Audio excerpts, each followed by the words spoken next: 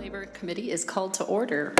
We have a very brief agenda today. We are going to be taking up Senate File 2373, and then we are going to be offering an amendment to that bill, which comprise the governor's recommendations for the labor budget bill for this year. And so that is what we're going to be discussing today. We're going to hear from Commissioner Blissenbach of the Department of Labor and Industry, who is here to present those recommendations to us, and then we'll have any discussion that we want to have on that. And then my intent then would be to table that and then pick that up again next week with our other discussion as we go forward. So today, very short, we're just going to hear the governor's recommendations. Welcome, Commissioner.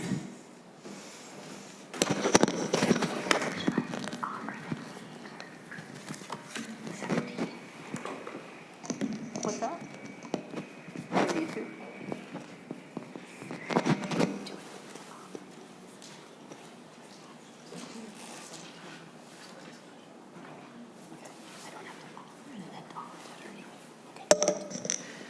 Okay.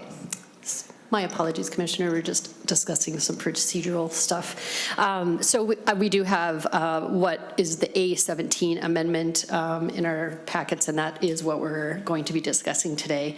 And we're so glad that you could join us to talk about the governor's recommendations. Welcome. Thank you, Chair and members of the committee. My name is Nicole Blissenbach. I serve as the Commissioner of the Minnesota Department of Labor and Industry, and I am here to testify in support of Senate File 2373 as amended, the governor's budget bill for DLI. So this bill contains several provisions related to electrical licensing, fees, and inspections, most of which are technical. Section 1 of the bill contains a substantive change that would phase out the Class B installer license. This is an individual license type that can be acquired to perform a limited scope of electrical work related to center pivot irrigation systems. Statewide, there are only 19 active licenses of this type, and this proposal will not impact current license holders. The approach in Section 1 is only to eliminate the issuance of new Class B installer licenses, so that current licenses will continue and be able to renew their licenses and perform the limited scope of electrical work allowed under that Class B installer license. The Section 6 repealers also repeal outdated language related to that Class B installer license. Section 2 of the bill eliminates an outdated bond requirement. Section 3 is a small but substantive change to the per circuit electrical fee schedule for 1 and 2 family dwellings. This change lowers the threshold for applying the $165 inspection fee so that it applies when there are 14 or more feeders or circuits instead of the current threshold of 15 or more. This change is functionally lowering the cost of this type of electrical permit. The cost of this type of electrical permit is exactly 14 circuits by $3, so it's lowering the cost by $3. This is recommended because after last year's fee schedule updates, the fee for 14 circuits unintentionally exceeded the fee for 15 circuits. I know that's small. Section 4 of the bill makes a non-substantive correction to the fee listed for each separate inspection of the bonding for a swimming pool, spas, and similar installations. The minimum fee for an on-site electrical inspection was updated from $35 to $55 last year, and the fee listed in this section should be updated to avoid confusion. DLI already charges the $55 fee for this work under the authority in 326B.37 subdivision 2.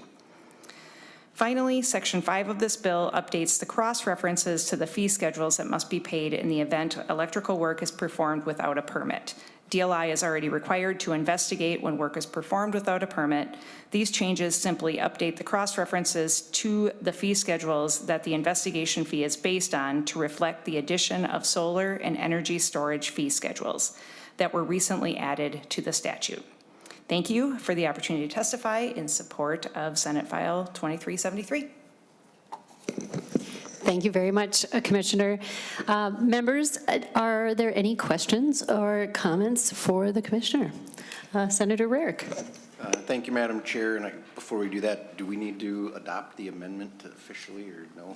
Thank you for that question, Senator. That is exactly what I was discussing with Ms. Doyle-Fontaine when we just before we heard from the Commissioner. And as I understand, that is not necessary at this point, just in terms of we're just discussing it, and then we'll take it up next week. Okay. Thank you, Madam Chair. And just being the electrician on the committee, want to just let everyone know, the department did come in and speak with me about this just to make sure there weren't any problems. And I want to support the Commissioner in that these are just pretty minor changes that are happening, and I would hope everyone would support them. Thank you very much, Senator. Any further comments or questions? Okay, seeing none.